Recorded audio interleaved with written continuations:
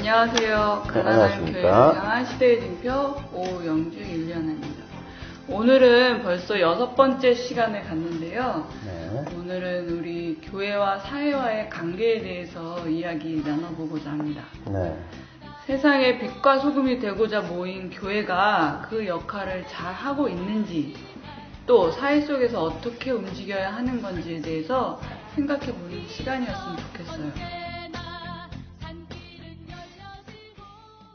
저는 신성국입니다. 네. 제가 사회교리 전문가라든지 아니면 여기에 관련돼서 무슨 학위를 받은 것은 없습니다만, 그러나 우리 이 시대를 살아가는 사목자로서 가톨릭 교회가 가지고 있는 좋은 보화를 우리 가톨릭 신자들과 또 우리 시민들과 좀 나눠봤으면 좋겠다.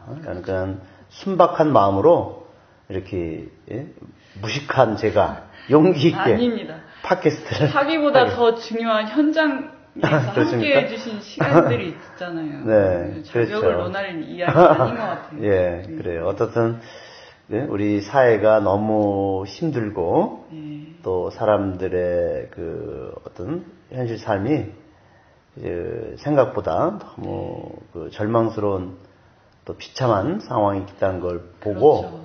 제 양심이 도저히 가만히 있을 수 없다. 뭔가 우리가 진짜 뭔가 작은 거라도 해야 되고, 또 그들에게 희망을 줄 수 있는, 또 용기를 줄 수 있는, 또 연대할 수 있는 뭔가 찾아보자 하는 그런 아주 소박한 마음으로 우리 영주 씨하고 의기투합해서 우리가 이런 팟캐스트 사회교리를 시작한 거죠. 근데 우리 청취자들이 어떻게 그거는 이제 청취자들의 몫이고. 아, 그렇습니까? 네, 저희는 저희 몫을. 우리는 우리의 몫을만 충실히 하면 되겠다. 아유, 제가 용기를 갖습니다.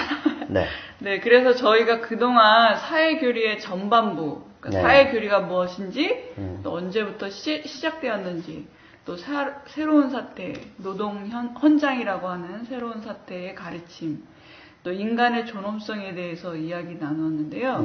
오늘은 어떤 이야기를 할지 풀어주실지 혹시 기대가 됩니다. 그럼 몇 가지 궁금한 것을 먼저 짚어가면서 진행하는 게 좋을 것 같아요. 우선 과거 역사 속에서 교회는 어떤 모습이었는지, 또 잘못된 부분은 뭔지, 그것에 대해서 사과와 반성은 있었는지, 그런 것 좀 알고 싶습니다. 그렇죠. 우리가 이제 저는 이 질문에 대해서 하나의 어떤 주제를 딱 떠오른다면 세상 앞에 선 교회라고 한번 생각했어요. 우리 세상 앞에서 우리 교회가 어떤 모습으로 비춰지고 있는가. 물론 우리 교회가 잘한 부분, 또 자랑스러운 부분, 그렇죠. 또 모범이 될 수 있는 부분도 있겠지만, 그러나 또 다른 한편으로는 또 어두운 부분, 또 세상 앞에서 우리 교회의 잘못을 또 솔직히 시인하고 고백해야 될 부분도 있다고 봅니다. 그래서 우리 그것을 부끄럽게 생각하지 말고 정말 앞으로는 더 교회가 세상 앞에서 더 잘해보겠다는 그런 어떤 겸손한 마음, 그렇죠. 삼아서 그리고 나아가야 되겠죠. 진정한 반성이 있어야 교회도 더 진짜 교회답게 살아갈 수 있지 않는가. 그래서 가톨릭 교회가 이 사회 교리를 선포하고 또 인권과 정의, 사회 개혁을 외치고 있지만은 사실은 교회의 과거사를 보면은 많은 잘못과 또 오점도 있었다는 거 부인할 수 없죠. 그게 반성이 안 되었다는 거죠. 제대로 된 반성이 사실 없었죠. 즉 우리 인류 발전의 진보를 방해했던 그러한 교회 역사도 있었습니다. 그래서 우리가 사회교리 이제 팟캐스트를 하면서 교회가 어떻게 사회에 그 반개혁적, 네. 그러니까 사회의 어떤 그 개혁을 하는데 걸림돌이 됐고, 네. 또 그런 데에서 우리가 과오가 있었는가 먼저 살펴보고 또 반성하는 것도 우리 사회교리를 하는 입장에서 중요한 과정이 아닌가 생각이 듭니다. 그래서 오늘 이 시간은 그런 것을 좀 짚어봤으면 좋겠다 생각이 듭니다. 네, 그러면 일단 역사를 알아야 하니까 저희 중세시대 교회가 그거는 좀 많이 알려진 거잖아요. 중세시대 교회가 과오가 많다. 그러니까 반성할 부분이 많다고 하는데 그렇죠. 어떤 것들이 있는지. 사실 제가 어떤 교회의 역사를 전문적으로 전공한 사람은 아니고 그냥 신학교 때 아주 간략하게 그냥 훑어만 봤어요.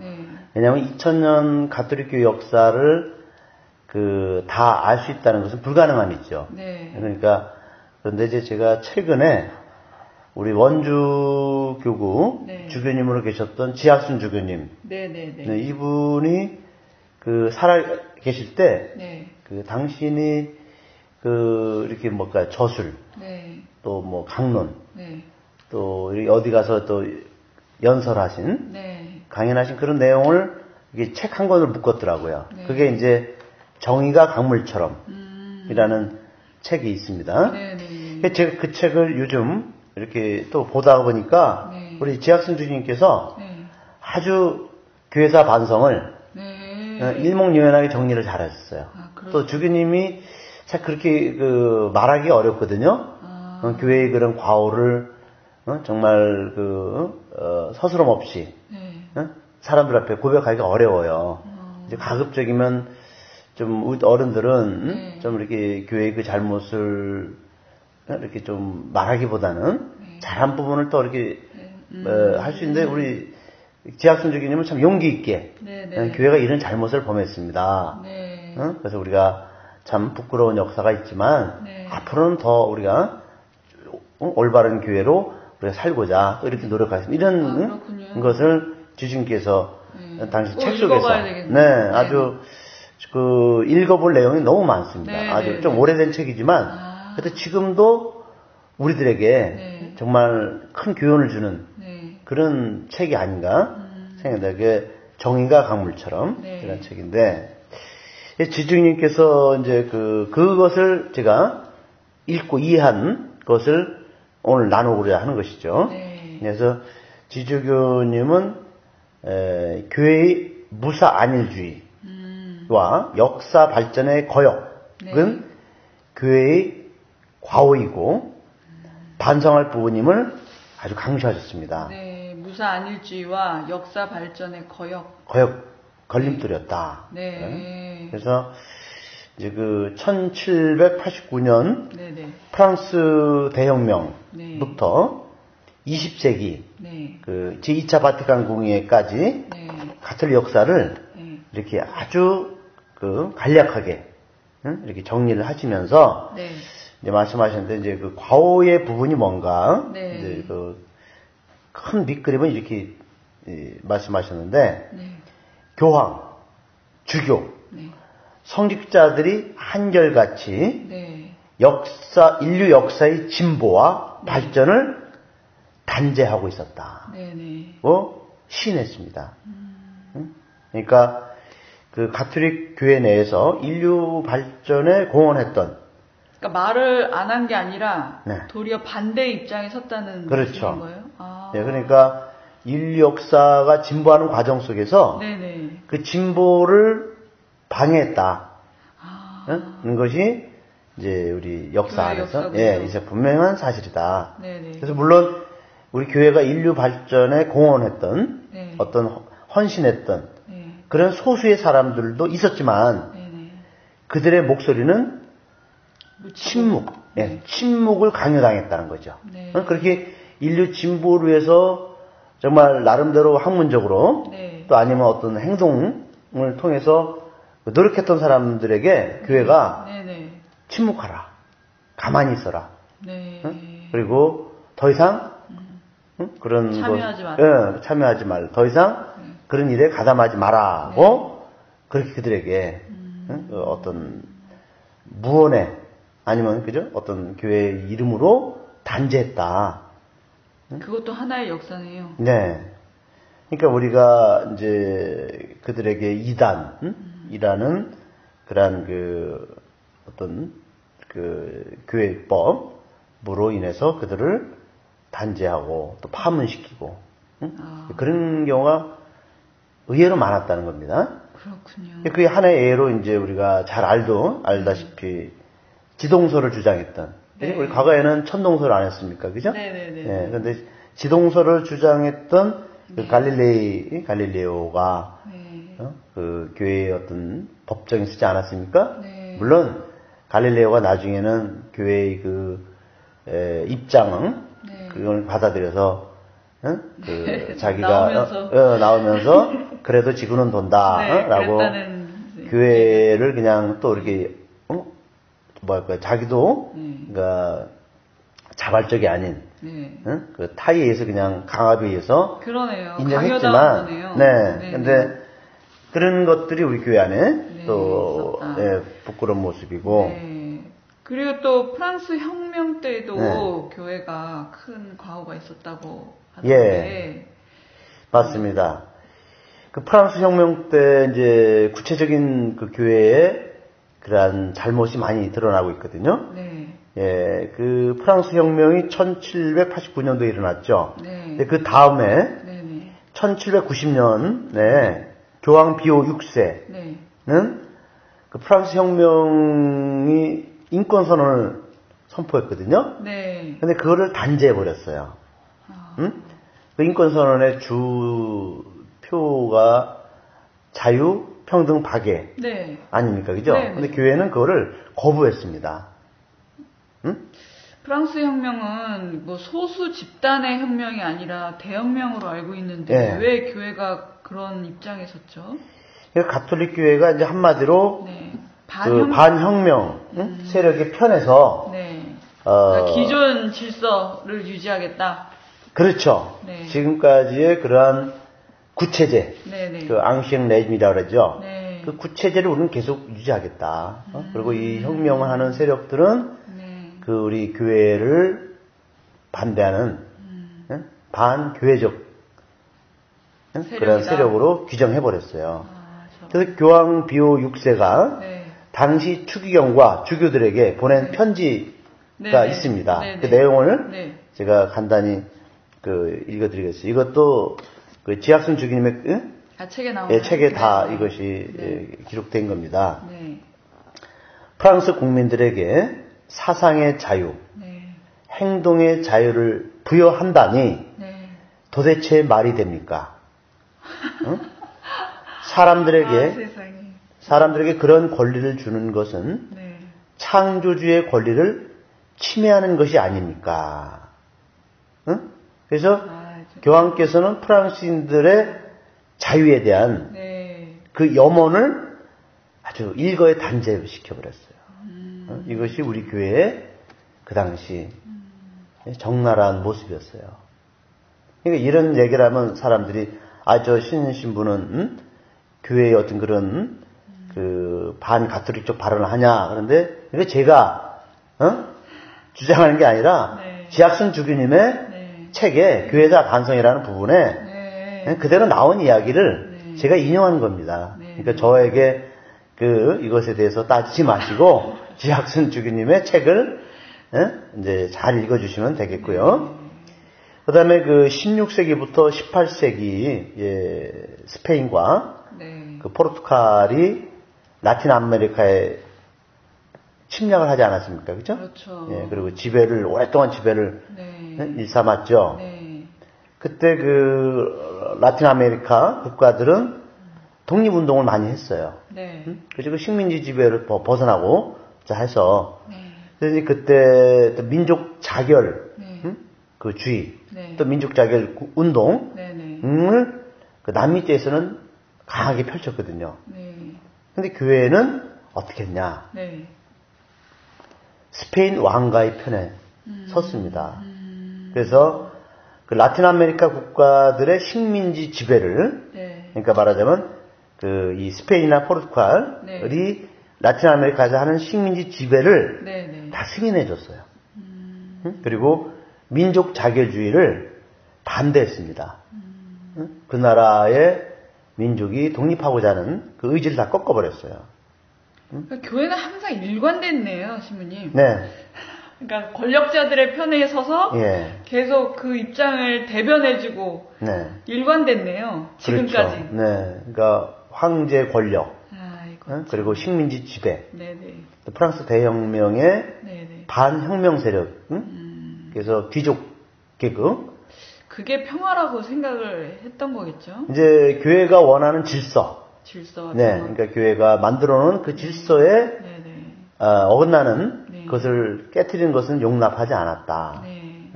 근데 이것이 우리 한국 가톨릭 교회도 상당 부분 네. 지금도 이런 체제와 어떤 정신이 관습이 이어지고 있지 않는가.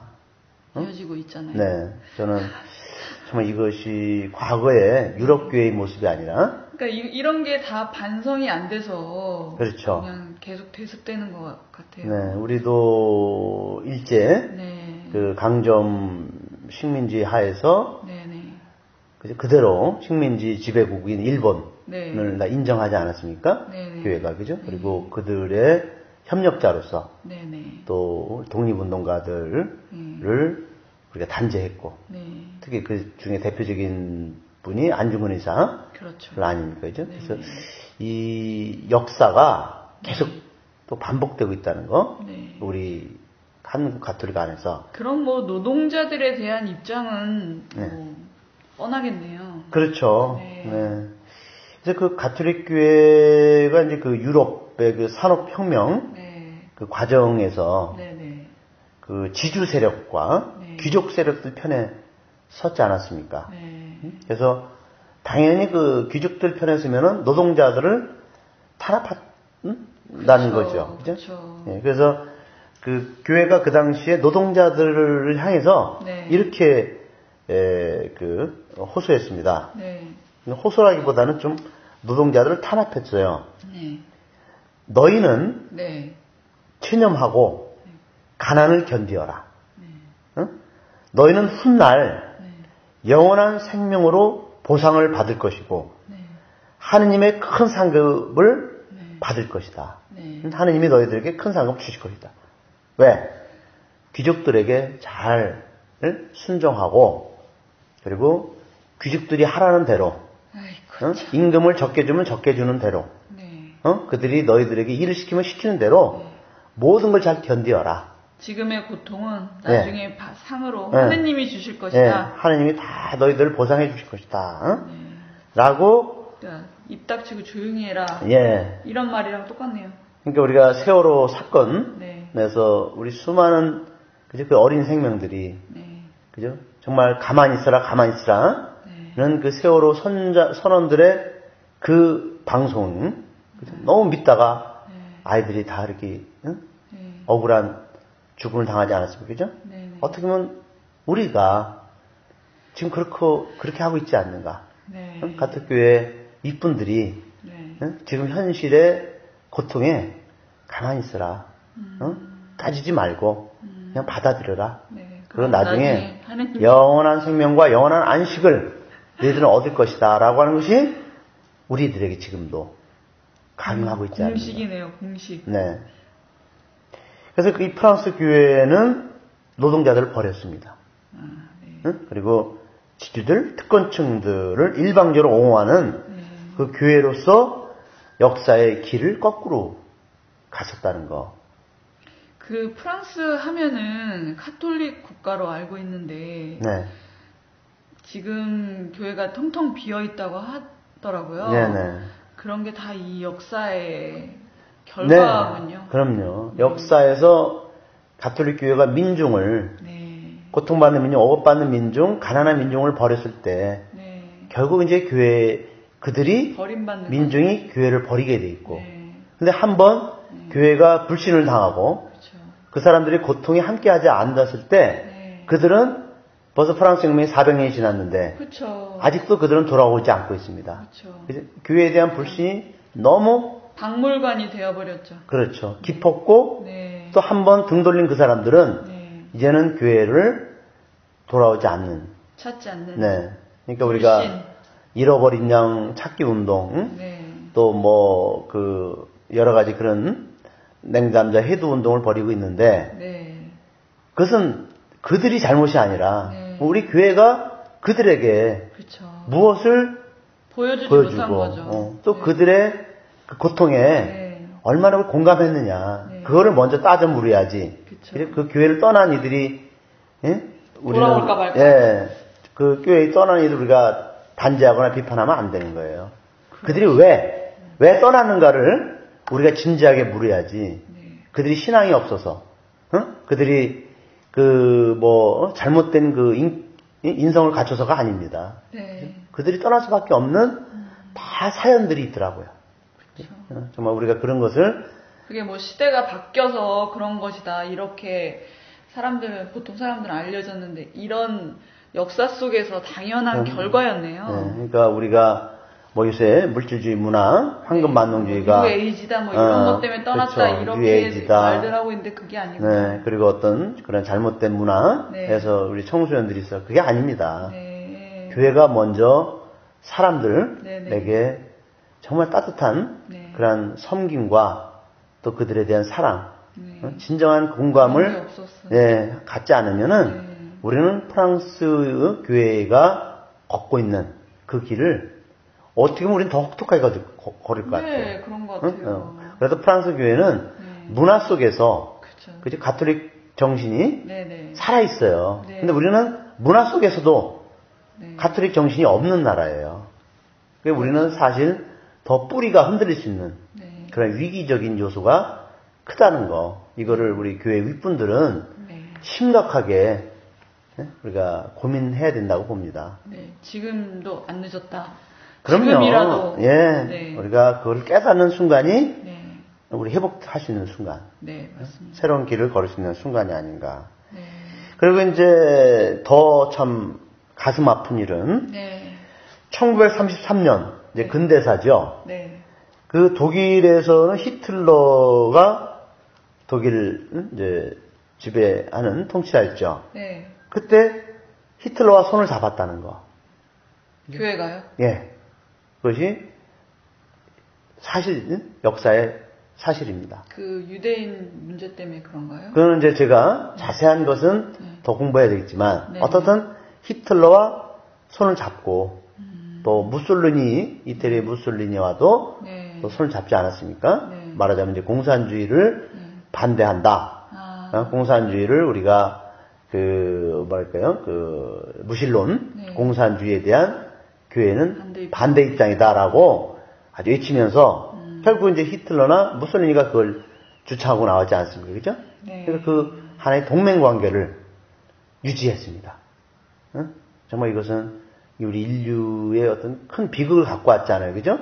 1차 세계대전, 2차 세계대전. 유럽 사회 수천만 명의 그러한 죽음을, 또 유럽 황폐화시켰던 그 두 개의 전쟁에 어떤 우리 교회도 정말 그 전쟁에 가담하지 않은가.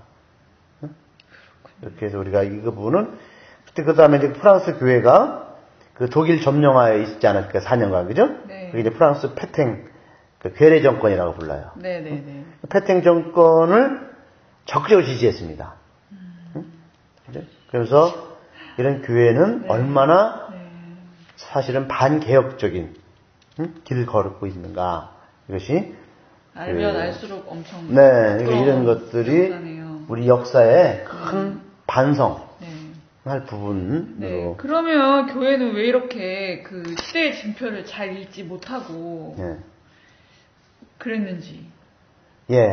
우리가 이끌어가야 될 교회가 왜 이렇게 질질 끌려다녔는지. 그러니까 이제 이것을 우리가 이제 교회의 반개혁성, 또 반역사성 이렇게 하는데 우선은 이제 단순하게 그걸 짚어본다면 지주들 편에 서 있었다는 거. 그러니까 교회는 언제나 특권층이었다는 거. 그것이 이제 그 반개혁적 그 성향을 우리가 유지하려고 했던 거죠. 성서를 안 읽으시나요? 글쎄. 아니 어떻게 가난한 이들을 도와라고 그렇게 십자가에 매달리신 분을 믿겠다는 분들이 지주부에 우리 한국 교회 대형교회 목사님들이 성서를 안 읽어서 그렇게 새누리당 그 박근혜를 주구장창 지지합니까? 어떻게 보면 우리보다 성서를 더 많이 알고 있을 거예요, 그죠?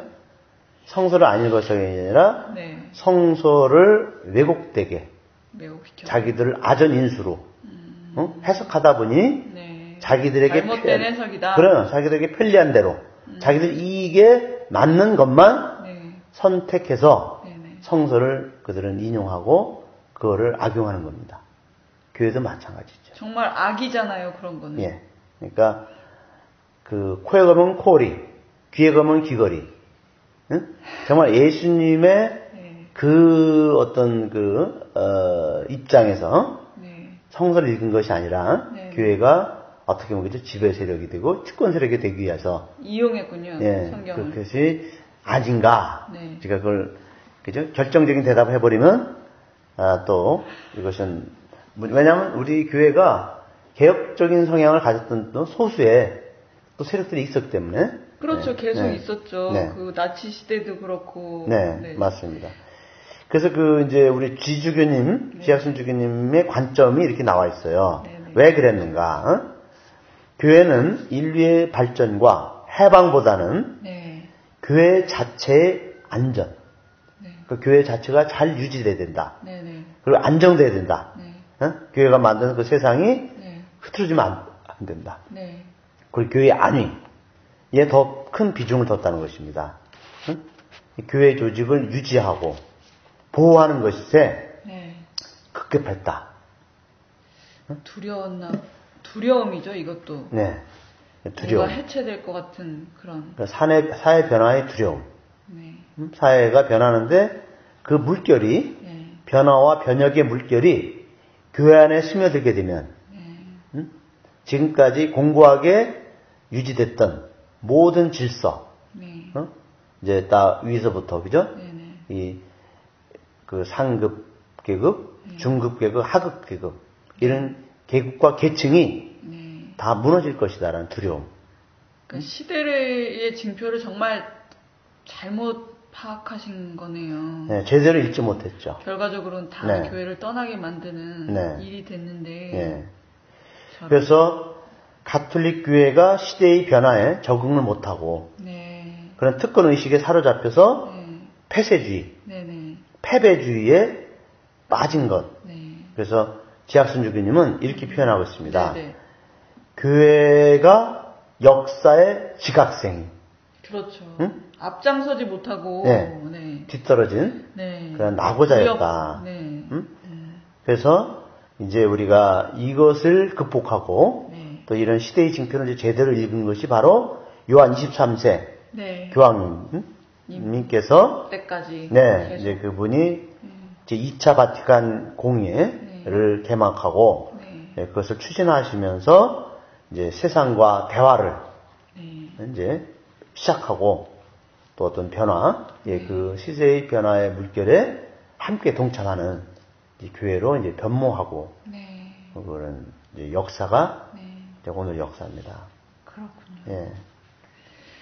그래서 우리 교회사 반성이 이 사회규리에 우리가 이거를 이야기하면서 빼놓을 수 없는 이런 반성이 없이 바티칸 공예도 그러면 그 역사 가운데 당연하게 이렇게 나오게 된 그런 사건일 수도 있겠네요. 그럼요.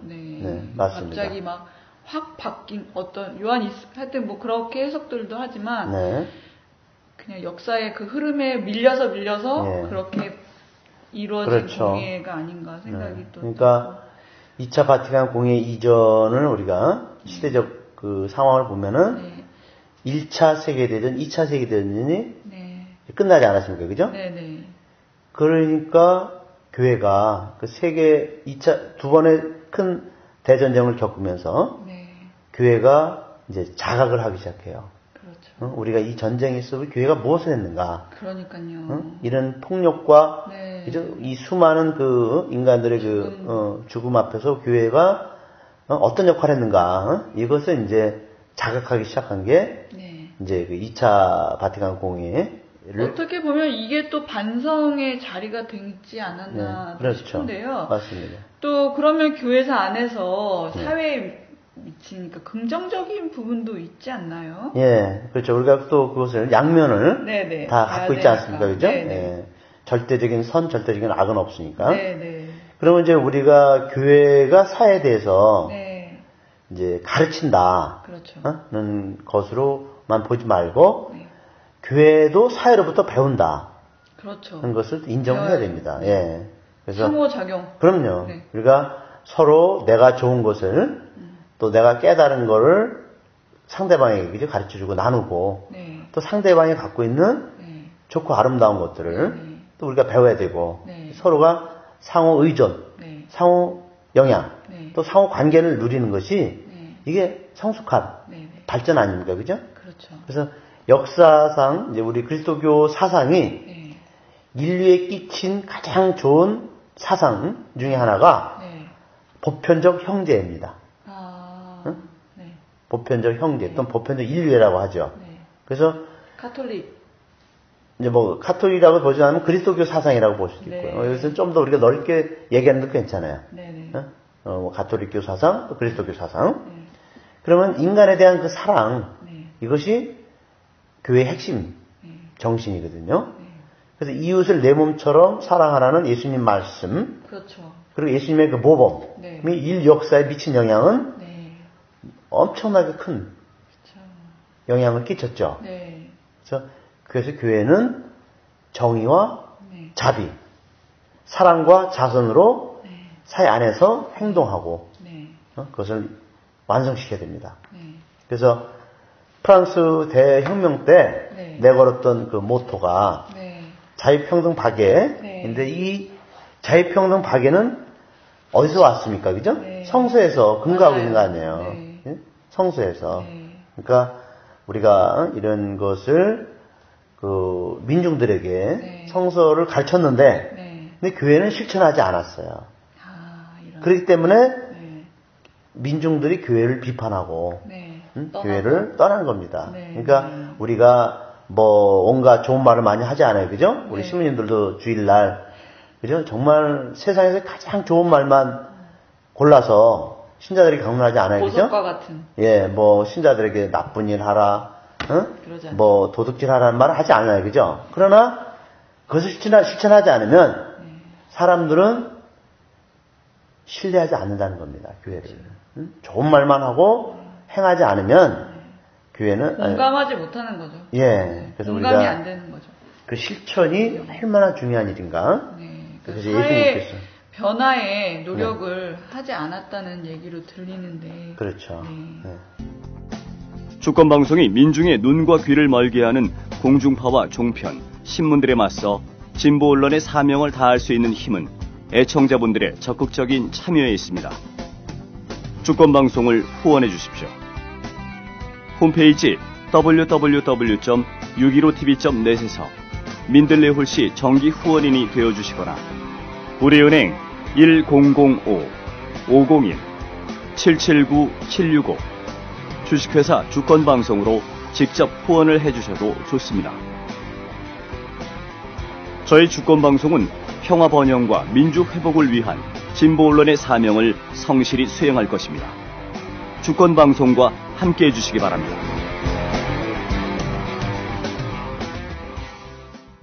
그 다음에 이제 우리 그리스도교회가 네. 초대교회 때부터 이런 그 형제 사상을 네. 전파하기 시작했죠. 네. 그러니까 정말 중요한 것은 복음을 전하라는 네. 말은 너무 우리에게 조금 뭐랄까요. 그 애매한 그쵸. 추상적인 용어가 됐죠. 그죠? 네. 복음을 전하라. 네. 복음이 뭔데? 네. 성경을 주라는 건지. 예. 성경을 읽어주라는 건지. 다 천주교 신자를 만들라는 거지. 네. 사실 복음의 가장 중요한 가치관은 네. 사람들에게 전파하는 겁니다. 그쵸. 이제 그것은 형제적 사랑이에요. 네. 그죠? 형제적 사랑. 그래서 그 초대교회 때 어느 그리스도인이 그 남긴 편지가 있어요. 네.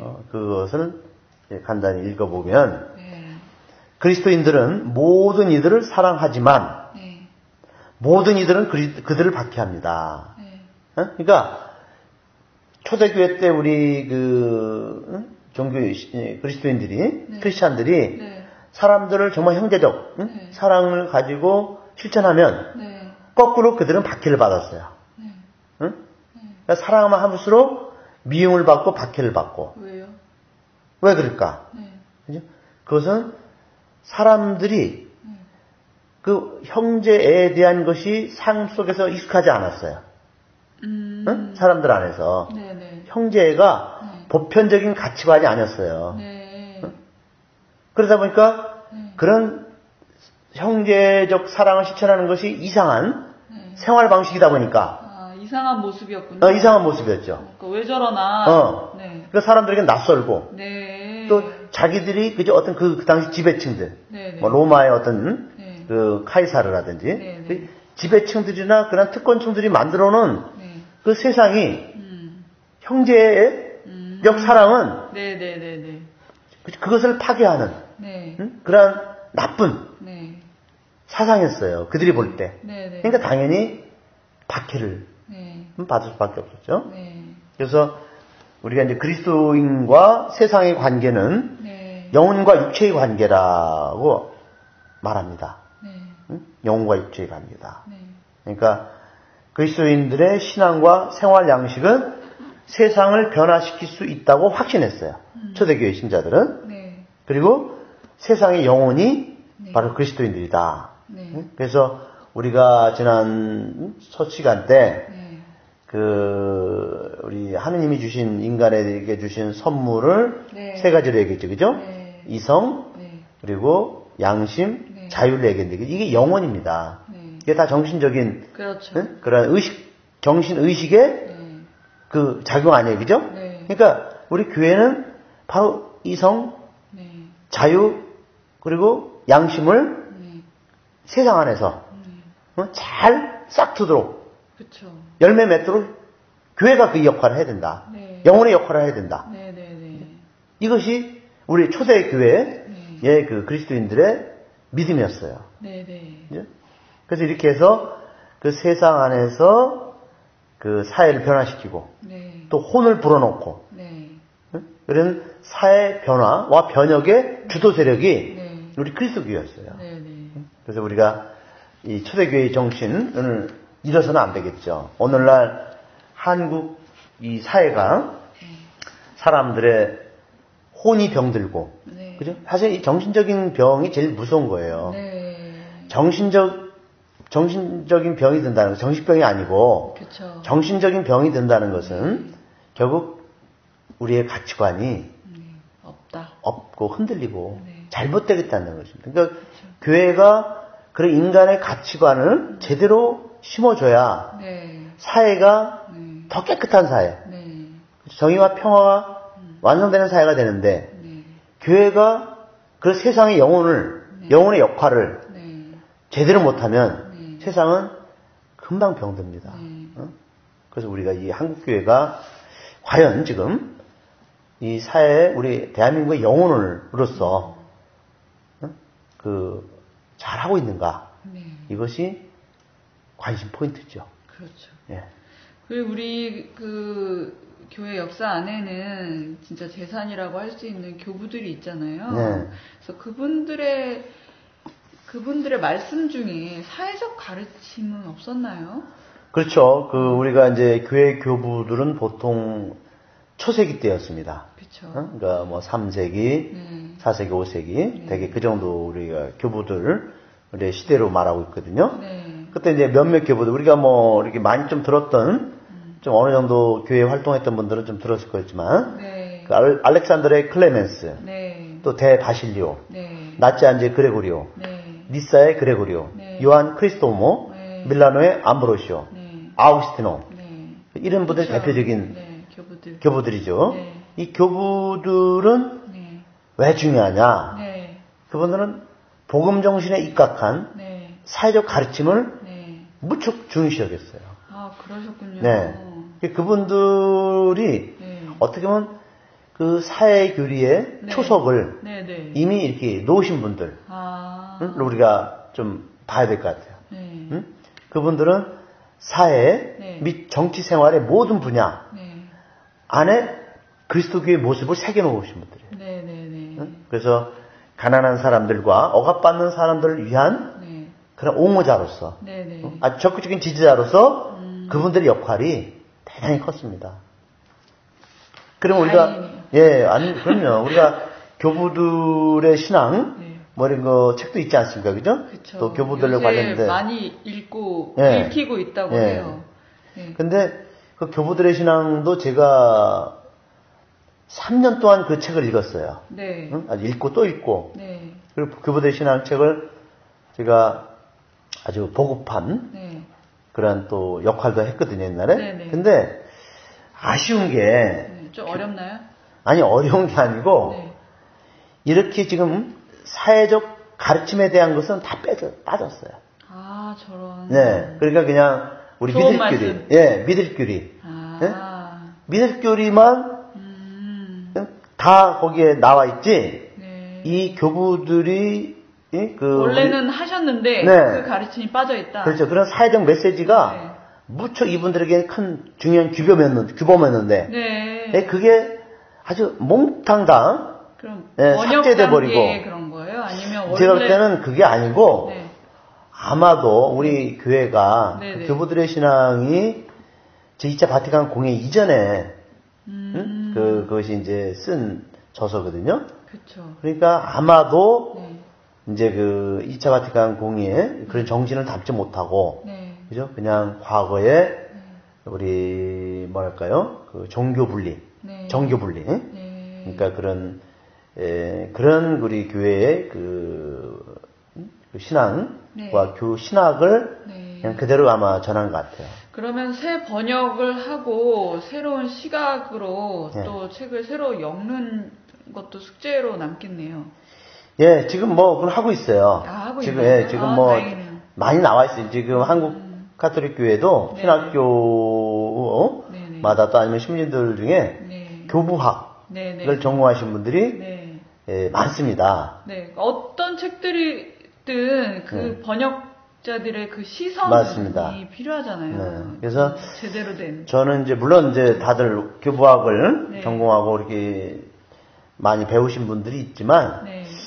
우리가 함세웅 신부님도 사실 교부학을 전공하신 분이에요. 예, 그분이 이제 그레고리안 대학에서 교부학 박사를 받으신 분이거든요. 그래서 함 신부님의 그 교부학에 대한 그 이론 또 그 학문적 성과는 지금 여기서 얘기하는 어떤 그런 사회적 가르침을 무척 강조하고 있습니다. 그것도 찾아봐야 되겠네요. 네, 아주.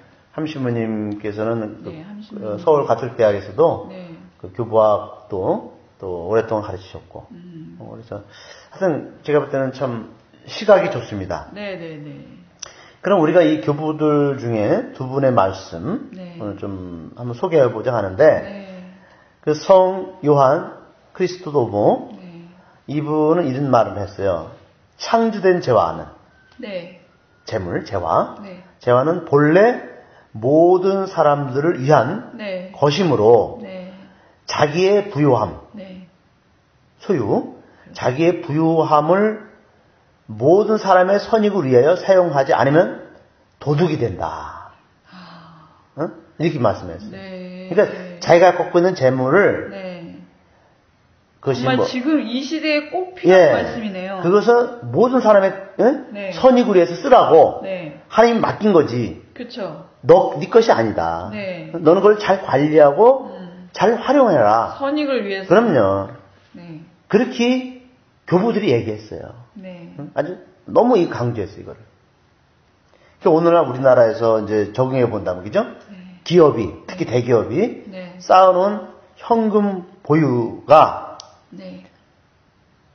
700조입니다. 700조. 감이 안 오는데. 700조.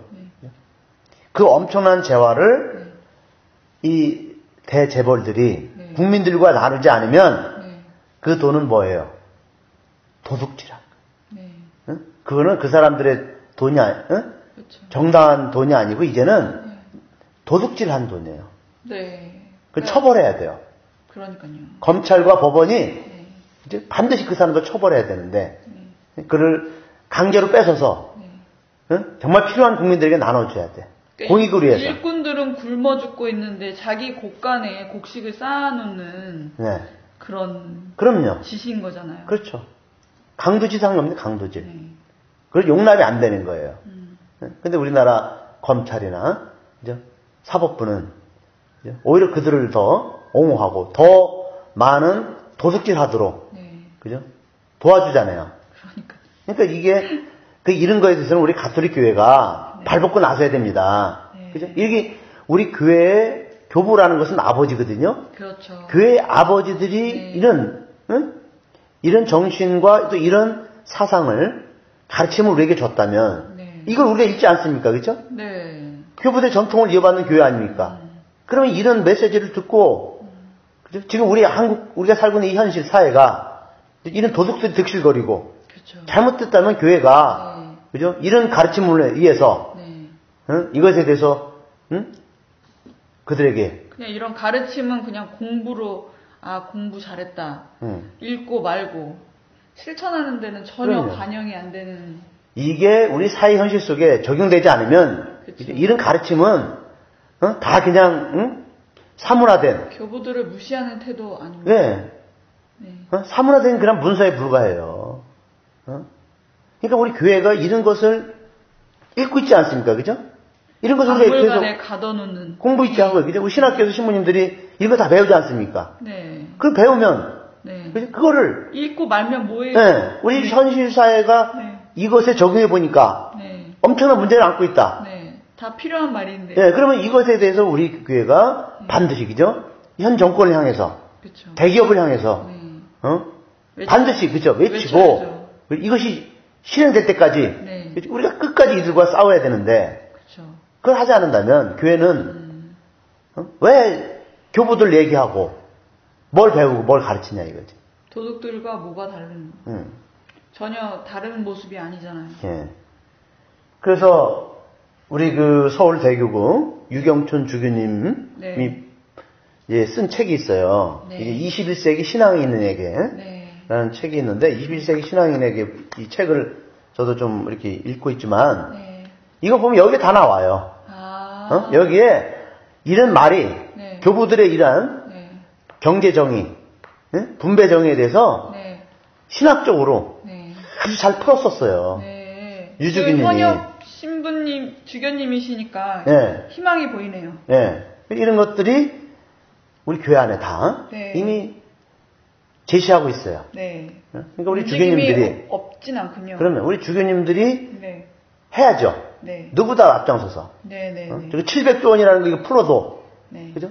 이거 자기들이 갖고 있으면 뭐해? 그죠? 다 풀어도 우리나라 지금 복지 문제, 그죠? 지방자치 경제의 어려움, 그리고 우리 대학생들의 그죠? 그 학비 문제, 그렇죠. 그리고 청년들, 말도 안 되죠. 그죠? 이런 비정규직 7%세대, N세대 문제, 이거 일거에 다 해결할 수 있어.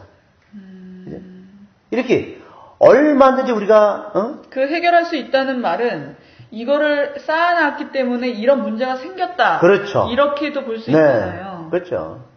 이것들이 얼마나 우리가 그죠? 어려운 게 아닙니다. 우리 사회에 이런 어려움과 이런 복잡하고 얽히고 꼬인 문제들이 다 풀 수 있는 문제들이에요. 근데 이것을 그죠? 안 하는 겁니다. 안 하는 거예요. 그럼 교회는 그걸 안 하면 그들을 그죠? 우리 교회의 그 가르침의 잣대로 그들에게 그죠? 예언자진 목소리로 끊임없이 될 때까지 계속 그들에게 촉구해야 되는 거예요. 하다마는 게 아니라. 그러니까 이제 우리가 이제 다시 한번 이거 조금 정리하면 재물의 원주인은 하나님입니다. 그렇죠. 이제 구약성서에서도 인간이 갖고 있는 모든 소유물은 궁극적으로 창조주신 하나님께만 속한다. 그분이 빌려주신 것이 재물이고요. 그죠? 그래서 하나님만이 모든 것이 주인이고 그분께만 절대적인 소유권이 유보되는 것이다. 이것이 카톨릭 신학의 대원칙입니다. 그러니까 믿는 이들만이라도 이렇게 믿고 이거를 뭐라고 해야 돼요? 이거를 당연히 알고 있어야 그렇죠. 되는 거 아닙니까? 예, 당연히 알아야죠. 그러니까 엄격한 의미에서 인간은 하느님 재물의 관리자일 뿐이다. 관리자예요, 우리는. 그리고 관리자의 지위에 있는 인간이기에 재물에 대한 소유 권리는 관리권, 사용권만 갖는 거예요. 그렇죠. 그러니까 이건희가 삼성의 이건희 이재용이가 이 삼성은 내 거다. 뭐가 내 겁니까? 이거는 택도 없는 소리야. 하느님 거예요. 하느님 거라는 존재에 자기가 책임 있게 관리하고 그것을 올바로 사용해야지. 어떻게 삼성이 자기 거야. 수많은 노동자들의 피와 땀이 그 안에 없으면 자기가 어디 있어. 그러니까 모든 생명의 그 유한성이 이 말씀의 그렇죠. 증거가 아닌가 싶어요. 네, 맞습니다.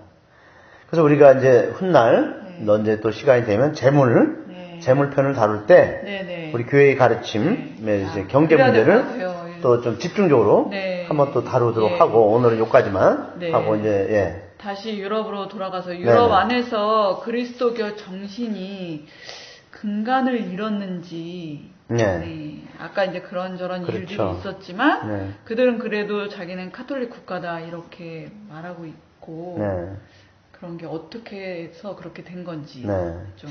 그래서 이거를 저는 이제 이렇게 큰 타이틀로는 유럽에서 그리스도교 정신의 확산이라고 말씀드리고 싶어요. 그러니까 우선 지중해를 중심으로 그리스도교가 전파되지 않습니까, 그렇죠? 물론 우리가 쉽게 알 수 있는 게 로마 들어가서 이제 사도들이 교회를 전파했습니다. 그러니 구체적으로는 로마의 그 콘스탄티누스 황제가 이제 종교 자유를 이제 선포하죠. 이게 밀라노 칙령. 그때가 이제 우리가 보통 3세기부터 중세기까지 이제 우리 카톨릭이 이제 융성했던 시기로 보고 있죠, 그죠? 그때 이제 그 그리스도교 정신이 이제 확산되는데 삶의 곳곳에 모든 분야에 다 그리스도 정신이 스며듭니다. 그지? 이게 결혼, 가정, 교육, 학교, 정치, 상업, 경제 모든 분야가 다 그리스도교 정신과 가치관으로 다 이제 유럽 문화의 근간을 이루게 돼요. 그죠? 그래서 우리가 뭐 성지순례 간다. 그러면 그죠? 성지순례 간다. 일단은 기본적으로 유럽을 가지 않습니까? 그죠? 바로 그게 그 어떤 우리 그리스도교의 어떤 정신과 문화를 한번 보고 싶어 가는 거 아닙니까? 그죠? 이렇게 유럽 그렇죠. 그러니까 유럽 국가들 안에 이런 모든 그 문화 또 그 사법 체계, 법제도, 또 정치제도 이런 모든 것에 다 영감을 불어넣어준 게 바로 그리스도교 정신이죠.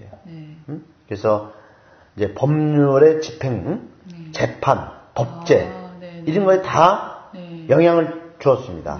그리고 뭐 미술이라든지 건축, 문화 이게 다 대부분이 그 지중해의 국가들은 종교적인 주제들을 담고 있지 않아요, 그죠? 그래서 유럽은 여러 세기를 통해서 그리스도교 전파에서 아주 결정적인 역할을 한 대륙이었다. 라고 볼 수 있죠. 그러니까 이것도 어떻게 보면 굉장히 긍정적인 긍정적인 부분이죠. 이런 것들이 이렇게 문화 속에 스며들었다는 거. 그러면 그런 걸 이룩한 학자들 또 그분들의 그 이야기는 그렇죠. 그래서 저는 이제 우리가 사회교리를 하니까 이것을 가톨릭 사회 사상 가들 그 입장에서 한번 보면 좋을 것 같아요. 그러니까 그리고 가톨릭의 사회 윤리를 어떤 기반을 놨던 분들이 누군가라는 것을 한번 우리가 그죠? 검토해 볼 필요가 있죠. 그러니 신학자들과 윤리학자들 또 교회 법학자들이 또 많았습니다. 이런 것을 하는. 그래서 그 중에서도 이제 대표적인 분이 토마스 아퀴나스죠. 이분은 우리 사회 윤리 문제들을 체계적으로 그렇군요. 정립한 스승이라고 불러요. 네. 박사입니다. 그 당시에 네네. 대학자니까. 네. 그래서 토마스 아퀴나스가 있고 또 우리가 나중에 그 보나벤투라 라는 그 신학자. 그래서 우리가 토마스 아퀴나스와 보나벤투라 이분들을 그 양대 산맥으로 봐야 돼요. 이제 우리 영주님은 프란치스코 성인을 좋아하시죠? 네. 프란치스카 또 제 지금 해이고. 근데 이 프란치스코에게 가장 큰 영향력을 준 그 신학자가 보나벤투라입니다. 보나벤투라의 그 영성이 프란치스코에게 영감을 주었어요. 그렇군요. 그래서 이 두 분을 우리가 좀 이렇게 눈여겨봐야 되겠다.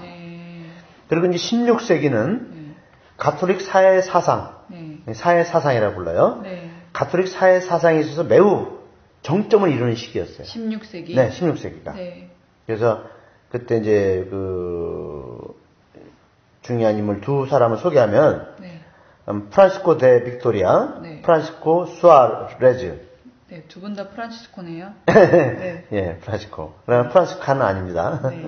이분들이 있는데 이분들이 왜 이렇게 중요하냐? 사회 사상을 이루는데 정의의 문제를 이분들이 많이 다루고 물론 토마스 아퀴나스께서도 그 신학 대전이라는 그 저작 큰 책이 있어요. 이 신학 대전이라는 책에서도 정의의 문제와 법률의 문제들을 많이 다루고 있어요. 이제 그래서 그 뒤도 16세기에 와서도 마찬가지로 이 부분들이 그러한 그 학문적으로 정의가 무엇인가, 법률, 또 교회와 국가 간의 관계, 국제적인 질서 이런 문제에 대해서 아주 큰 업적을 남긴 분들입니다. 이분들이요. 그래서 오늘날 그 현대의 그 정치학, 그 국제법 이런 것을 공부하는 분들은 이 프란시스코 빅토리아와 프란시스코 수아레즈 이들의 학문적 그것을 공부하지 않으면 안 될 정도로 그런 기초를 놓으신 분들이에요. 이분들이 물론 다 우리 그리스도교의 학자들이었죠. 그래서 그리고 또 최초의 유럽형 경제학자로는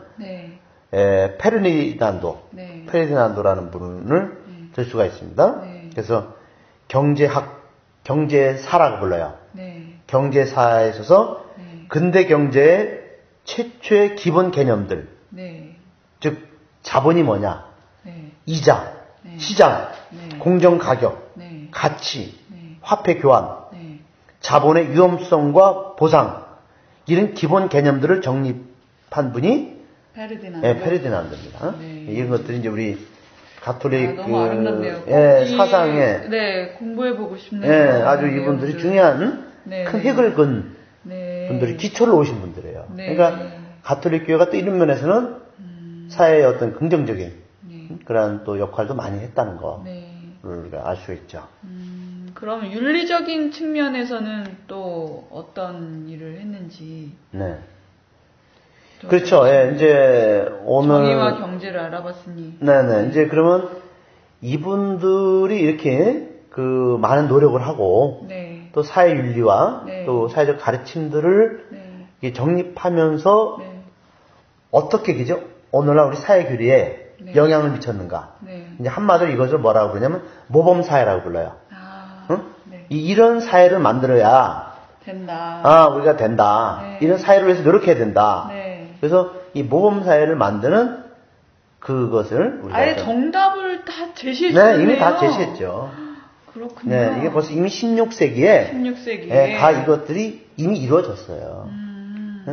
벌써 400년 이상이 됐는데 우리 교회는 한국 교회는 얼마나 아니 이런 정답을 두고 왜 이렇게 힘들게 살아야 되는 거예요? 정답을 두고도 우리가 그걸 너무 박물관에 모셔놨어요. 글쎄. 그럼 우선 이제 오늘 우리 사회교리 오늘 나눔을 정리하면서 이제 우리가 마무리 짓겠습니다. 그러면 그리스도교 학자 또 교부들이 추구하였던 네. 모범사의 중심 가치는 무엇인가? 무엇일까? 네. 네. 첫 번째로는 인간과 그 정신적 존엄성, 네. 자유와 책임의 가치를 네. 이분들이 많이 강조했습니다.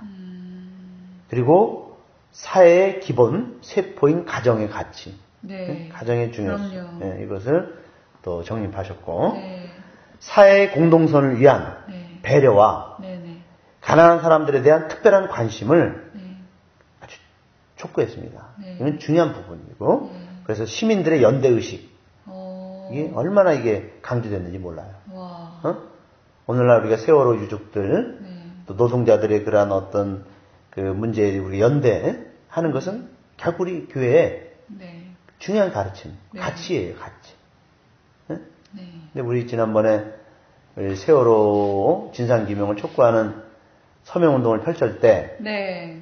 어떤 분이 이제 그 천주교 큰 행사에 가서 테이블 놓고 네. 세월호 진상조사 규명을 촉구하는 그 서명을 봤는데, 이제 그 천주교 신자들이 그 어떤 행사에 갔다가 네. 그걸 보면서 서명하는 분이 거의 없었고, 네.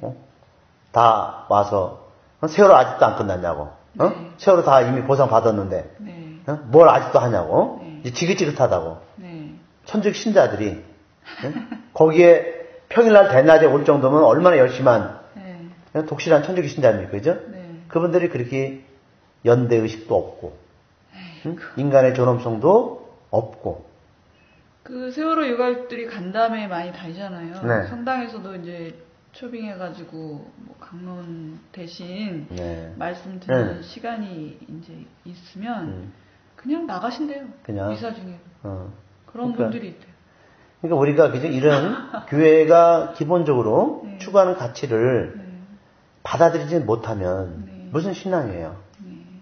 그러니까 그런 것들은 우리가 정말 이제 시정해야 될 부분이죠.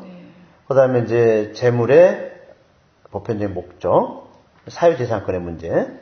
나중에 우리가 사유재산권의 문제도 다룰 겁니다. 그리고 경제정의의 실천, 또 평등, 노동의 가치. 그리고 노동자는 노동의 생산물보다 더 높은 가치를 갖는다. 그게 중요한 거 아닙니까? 그죠? 지금 우리나라에서는 노동자는 뒷전이고, 그죠? 노동의 생산물을 내서 수익만 차지하려고 하니까, 그래서 이런 것들을 교회의 가르침이죠. 국가 지도자들의 도덕적인 책임. 그들은 너무 중요하죠. 섬기는 권위를 갖는다. 도덕적 책임. 그리고 정의로운 국제 질서를 통한 보편적인 형제와 평화의 추구를 이제 그 아주 중요한 가치관으로 삼고 있습니다. 그죠? 그러니까 이미 가톨릭 교회는 이런 것들이 그죠? 오래전 수백 년 전에 다 정립돼 갖고 이것을 우리 사목 안에서 교회 실천 안에서 다 제시했어요. 규범으로. 문제는 뭐예요? 안 한다는 거죠. 오늘 그 아주 귀한 말씀 너무 감사하고요. 그러니까 그런 얘기 있잖아요. 역사를 잊은 민족, 기억하지 못하는 민족에게 미래, 희망은 없다. 이런 말이 오늘 공부하면서 알면 알수록 이미 다 갖고 있는 그런 아름다운 가치들이 정말 어디 갇혀있는 그 교회 지도자들, 사회 지도자들, 그들 때문에 통제되어 있는 그런 느낌이 너무 많이 드네요. 그렇죠. 저희가 해야 할 일이 더 많다는 거를 다시 한번 느끼고 가는 것 같아요. 고맙습니다. 고생하셨습니다. 그래요. 고맙습니다. 고맙습니다.